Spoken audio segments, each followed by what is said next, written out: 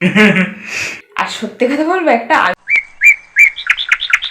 খেয়ে তোমার দাদাভাইয়ের এক্সপ্রেশনটা কি থাকে একটু ভালো বলতে শেখো। সৌভাগ্যটাও তো আমার এবার হচ্ছে না। আর তোমার দাদাভাইয়ের জন্য একটা জিনিস বানালাম, আমি মনে হয় ফার্স্ট টাইম বেলের শরবত বানালাম। Good morning my sweet family, তোমরা সবাই কেমন আছো? আশা করছি ভালো আছো, আমিও ভীষণ ভালো আছি। সকাল সকাল ফুল দিয়ে বা ফুল দেখে দিনটা শুরু হলো, আর তোমাদেরও ফুল দিয়েই দিনটা শুরু করালাম। ফুলের মতো সুন্দর হোক তোমাদের আমাদের সবার জীবন, এটাই সবসময় ভগবানের কাছে চাই যে সবাই ভালো থাকুক, সুস্থ থাকুক। আর এই যে দেখো, দেখতেই পারছো মানে ছাদে আমার একটা ছোট্ট ফুলের বাগান।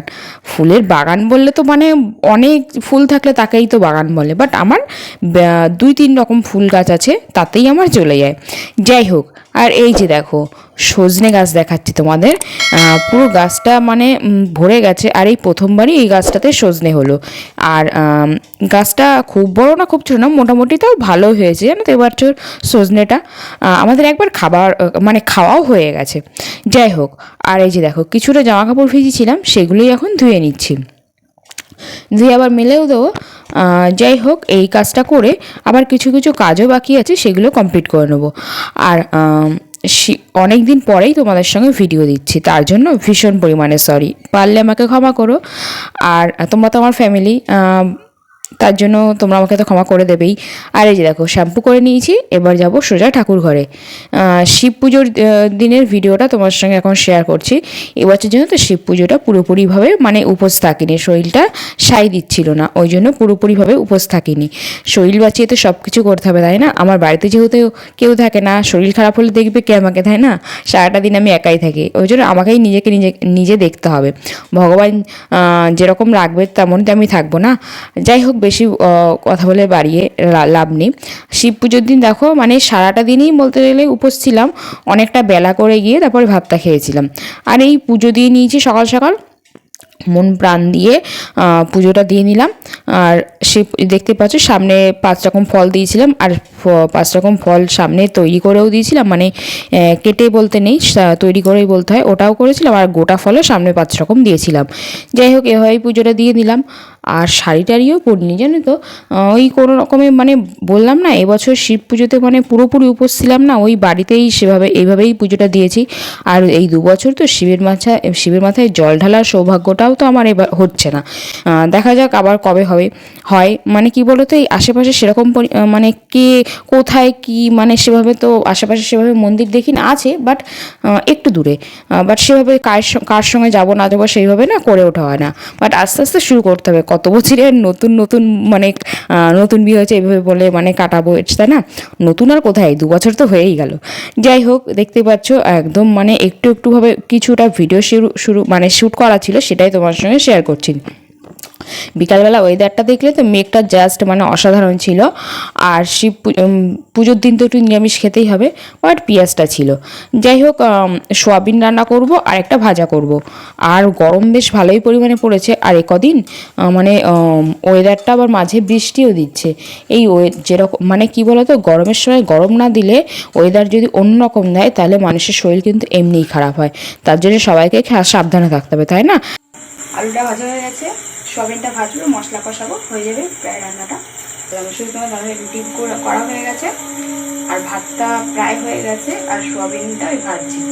যাই হোক, তুমি রান্নাটা সেরেই তোমার দেখতে হবে। দেখতেই পাচ্ছ সোয়াবিন রান্না করবো, আর ওই যে বললাম কাঁকরোল ভাজবো, সেগুলোই এখন রেডি করছি। এখানে সোয়াবিনটা ভাজা হয়ে গেছে, আলুটাও ভাজা হয়ে গেছে, তারপরে এখানে মশলাটা কষিয়ে নেবো। আমি শুধু নিরামিষ সোয়াবিনও করি, আবার এভাবেও করি, যখন যেরকম মানে মাথায় আসে এই আর কি। এই যে দেখো মশলা দিয়ে কষিয়ে নিয়েছি। যাই হোক, তোমরা রান্নাটা দেখতে থাকো। আর হ্যাঁ, যেটা বলছিলাম, সামনে কিন্তু ভীষণ সুন্দর ভিডিও আসতে চলেছে। ভিডিও কন্টিনিউ করছি না ঠিকই, বাট করব সবই আবার আগের মতো করে নেব। কিছু কারণবশত ভিডিও কন্টিনিউ করছি না বা করতে পারছি না, যেটাই বলো না কেন, বাট আবার ভিডিও ডেলি কন্টিনিউ করব আগের মতো, আবার প্রমিস করছি। আর সামনে কিন্তু সত্যি বলতে ভীষণ ইন্টারেস্টিং ভিডিও আসতে চলেছে। সামনে তো হোলি আছে, হোলি স্পেশাল ভীষণই একটা মানে মাথায় একটা প্ল্যান আছে বা কোথাও একটা যাওয়ার প্ল্যান আছে, সবই তোমরা ভিডিও বানাতে দেখতে পাবে। তার জন্য একটু ওয়েট করতে হবে। সামনে স্পেশাল ভিডিও দেখার জন্য অবশ্যই চ্যানেলটা সাবস্ক্রাইব করে আর লাইক কমেন্ট শেয়ার করে ভালোবাসা দিও। তাহলে চলো আজকের মতো আমি ভিডিও এখানে শেষ করতে, সবাই ভালো থেকো, সুস্থ থেকো, দেখা হচ্ছে একটা সুন্দর ভিডিওর সাথে। Tata. Hi friend, good evening. Good evening বলতে এখন ওই এখন রাত হয়ে গেছে। রাত বলতে প্রায় 9টা বাজে, বাট তোমার দাদাভাই এখন আসেনি। এখন সামনে আসলাম, নিশ্চয়ই কোনো কারণ আছে। আর এই যে দেখো, আমি এখন টিভি দেখছি, তোমার দাদাভাই আসলো বলে। আর তোমার দাদাভাইয়ের জন্য একটা জিনিস বানালাম, সেটা দেখানোর জন্যই তোমার সামনে আসলাম। এই যে কে কে গেস করতে পারছো বলো। বানালাম বেলের শরবত। বেলের শরবতটা হঠাৎ কেন বানালাম, তাই তো? এটাই প্রশ্ন।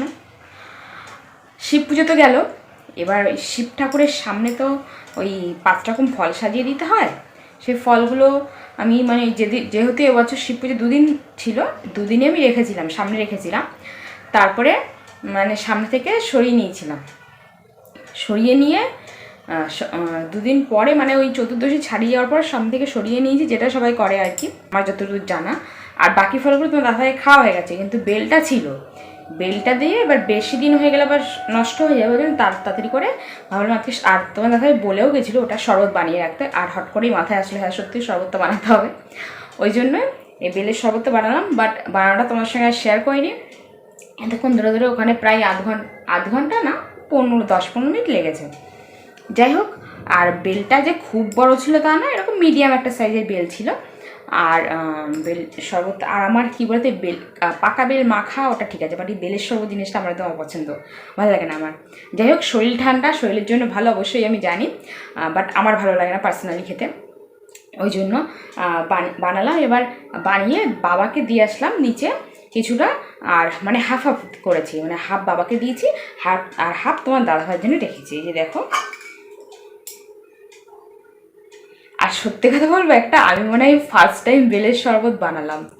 মানে দেখেছি কীভাবে বানায়, বা সবাইকে দেখেছি, মানে বানিয়ে টানিয়ে বাড়িতে, বা মানে নিজে হাতে কখনো বানায়নি। মা বানিয়েছে, বাবা খেয়েছে, কিন্তু আমি পছন্দ করি, আমি খাইও না।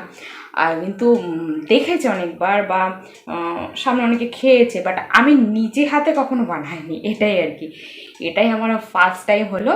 আর হ্যাঁ, অবশ্যই তোমার দাদাভাই খাওয়ার সময় তোমাদের কাছে মানে তোমাদেরকে দেখাবো যে তোমার দাদাভাই খেয়ে কী বললো, যে ফার্স্ট টাইম বেলের শরবত বানালাম, যে খেয়ে তোমার দাদাভাইয়ের এক্সপ্রেশনটা কী থাকে। এই বেলের শরবতের আর কী এক্সপ্রেশন থাকে, তবু একটু হালকা পাতলা, একটু ভালো মন্দ, সেটাই আর কি। জিজ্ঞাসা করবো তোমার দাদাভাইয়ের কাছে। চলো, তোমার দাদাভাই আসলে আবার দেখা হচ্ছে। লাস্ট পার্টটা থেকে বুঝতেই পারছো এটা একদিন পরে করা। যাই হোক, বেলের শরবতটা কেমন হয়েছে সেটা তোমাদের দাদাভাইয়ের মুখ থেকেই শুনে নেবে। সত্যি বলতে প্রথমবারই বানালাম, ওর জন্য তোমার সঙ্গে একটু শেয়ার করলাম। তাহলে চলো, তোমার দাদা আসলে আবার কথা হচ্ছে। বলো।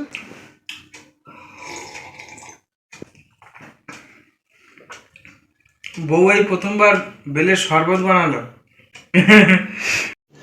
रुको जरा सबर करो। সব দিক দিয়ে ঠিক আছে, একটু পাতলা হয়ে গেছে।